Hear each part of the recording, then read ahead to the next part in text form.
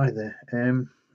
This is just a thought. If I saw a UFO, obviously no one would take me serious at all. Like, but when you're thinking an astronaut, if we don't take them serious, who do we take serious? I mean, you think an astronaut, the training what they must get, it must be second to none. They've got to trust their own judgment, continue all the while. And when you think of James McDavitt, I think his name was in 1965, and Tim Peake in 2015, 2016, particularly the first one, James McDavitt, I think he was in 1965.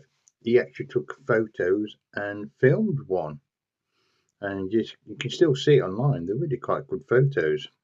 Again, I don't know why these photos aren't very popular.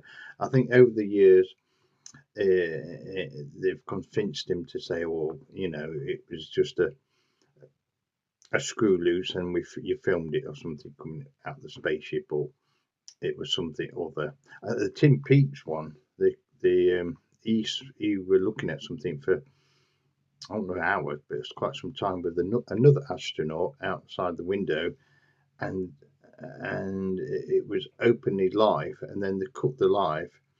And so it wasn't just him. So this is an astronaut who's trained in down to Earth, saying he's definitely a UFO out there with another astronaut, but then later saying, "Oh, it turns out to be urine floating around." There's a big difference from a floating urine glycerine in from the sun or whatever it is, moon, to being a UFO. Hmm. Same that James McDaffit. He actually filmed it, and then they said, "Oh, it could probably be a bolt." You know. Hmm. I don't think so. The picture's brilliant what he took.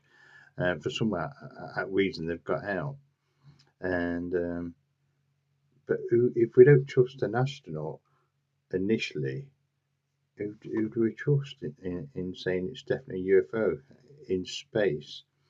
And both of those stories are those astronauts. They got their minds changed somehow. Who would do that? Anyway, true story. God bless.